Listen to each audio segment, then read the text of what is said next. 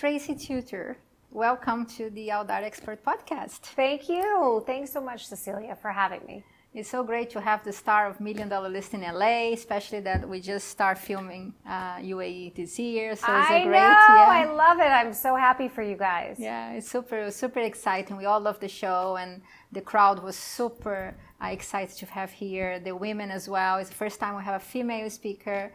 So thank you for coming. We're so grateful. It was an honor to be here and an honor to obviously be with all of you. And thank you as a woman for stepping up and getting a woman on stage here. Yeah, I love it. Good. Yeah, thank you. So look, I'm going to dive straight in. Let's talk about competitiveness, right? Yes. The real estate market is super competitive.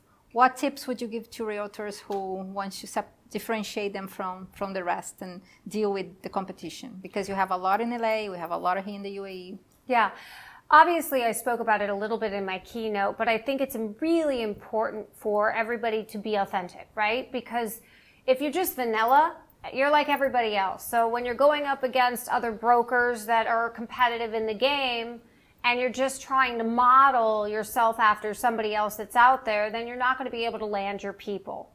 And my feeling is the more authentic that you are to yourself, your people eventually find you. And no, you're not going to land everybody.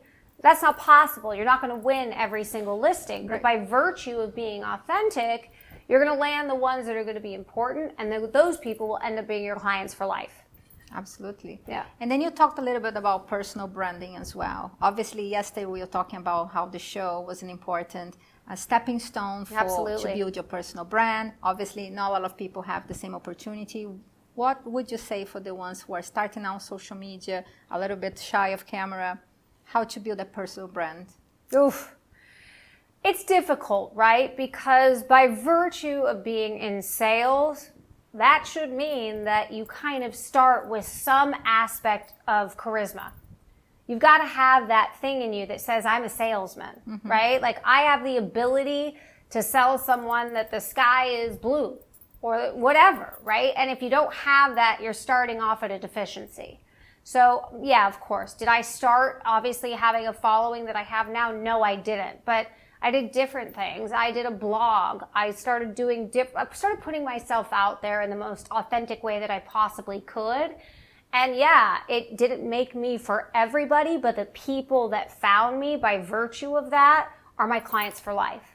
And so I always say differentiate yourself as much as you possibly can. And the only way to do that authentically is to just do you.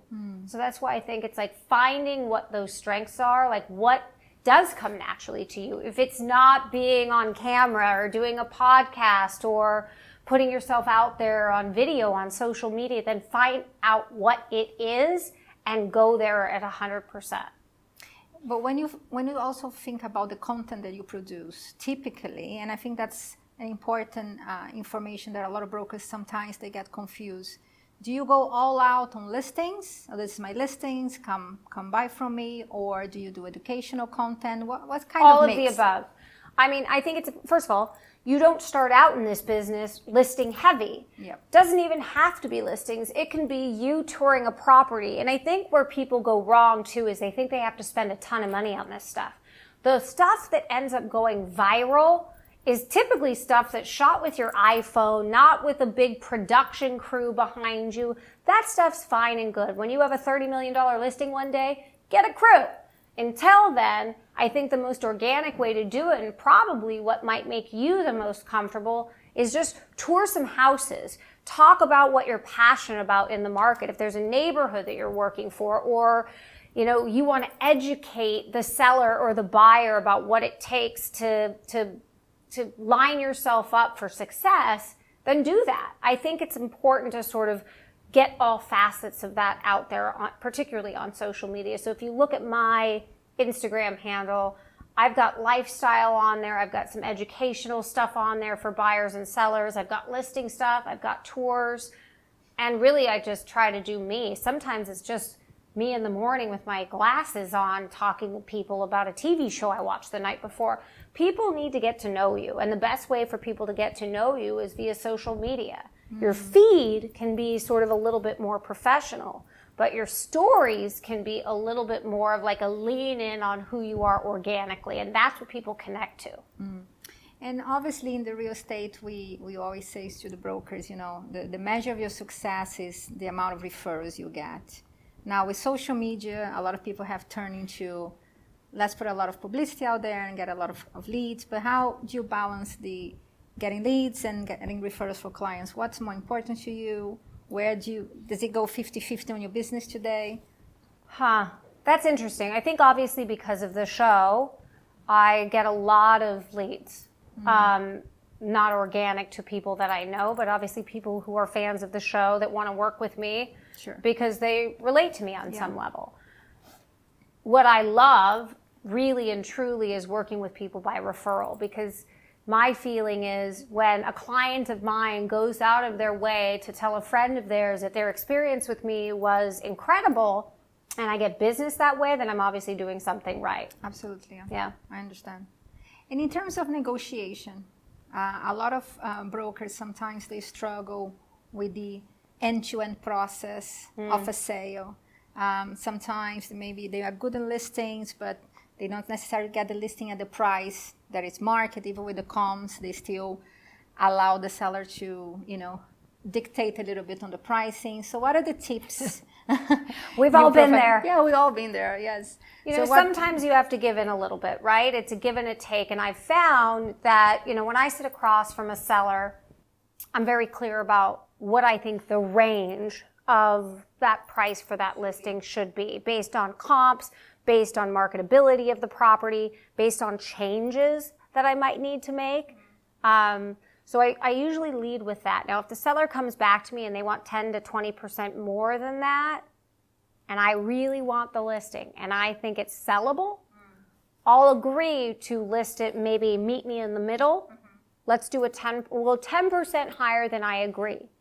But if after 30 days I am not close to an offer, and the feedback that I'm getting from showings is that I'm too high, we need to adjust the price and have a conversation. Market is different right now, particularly in the U.S. We're all fighting for the same listings. There's less inventory, which means we're competing against more agents for that same listing. So we have to be creative about how we grab the listing, how we hold on to it, and make sure we're signing contracts that give us at least 6 months, because listings aren't selling in 2 weeks anymore, not in the U.S. Sometimes these higher end listings north of 20 to 30 million can sit on the market for 6 months. So you need to make sure that you're contractually putting yourself in a position to win.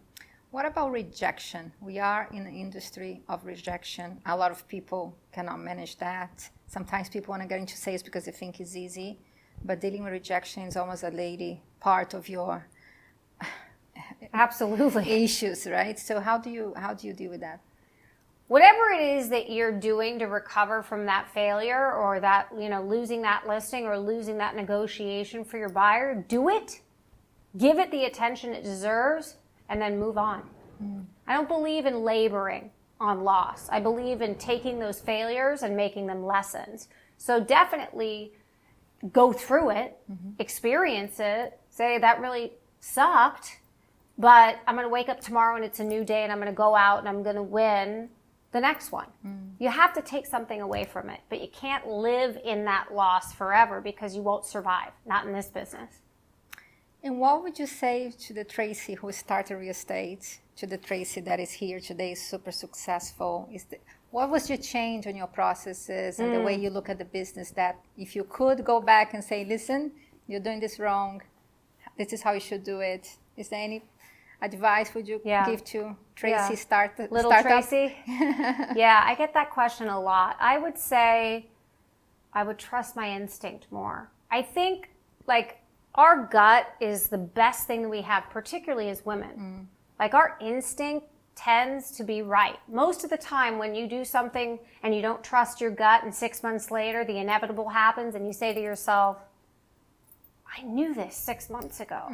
Why didn't I listen to myself? Because we have that fear sort of penetrating, on the other side of ourselves, saying, I asked the opinion of so-and-so, and so-and-so said I should do this. And you're so busy worried about what everybody else's opinion is about how you should move forward, when in actuality, it's here all along. You just have to listen to it. So I would tell myself, trust your gut a little bit more. 5 tips you would give to somebody starting today? Work for someone you admire. I don't think coming into a new business that you're going to jump out of the ground and all of a sudden be successful. So go find someone in the market that you want to work in and ask to be their assistant. I don't care if you don't get paid. Make sure you're surrounding yourself by a mentor that you admire. Number 2, know the market. Don't think that just by having a network or a following on social media or money from your family for that matter, that's going to be what makes you successful. Sure. You have to know your business. You have to know the market. You have to know the neighborhoods that you want to work in. And you got to know the sales. Number 3, be ethical. It's a long-term business. And you make enemies in this business by virtue of operating without ethics, you're not going to have a lot of relationships with other brokers. Absolutely. Right? The lesson of failure. You're going to fail in this business. There is no way around it. You're going to lose listings to people that you maybe shouldn't have. But no matter what, you've got to figure out how to recover. You can't sit in that or you won't survive. Number 5, remember it's a journey. It's not a destination. I'm still on it 25 years later. I just when I think I've figured it all out, I learned something new.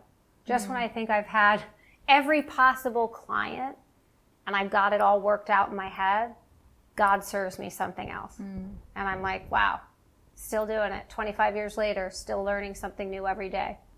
And do you still knock on doors, make calls? Do you still follow the basics of real estate? Or? I don't know about knocking on doors these days in LA, but I will tell you I pick up the phone every single day. I'm always trying to connect with people, new people, old clients, new clients, and still brokers. I don't think people fully understand the value of the people that we work with. If the top 10% in our industry are doing 90% of the business, don't you need to know that top 10%? Yeah, absolutely. And don't you need to have good relationships with them? Yeah. So I think that's imperative. And I think a lot of brokers, they shy away to build connections because there's always the competitiveness between them. It's a big mistake. So that's a great tip, actually. You know?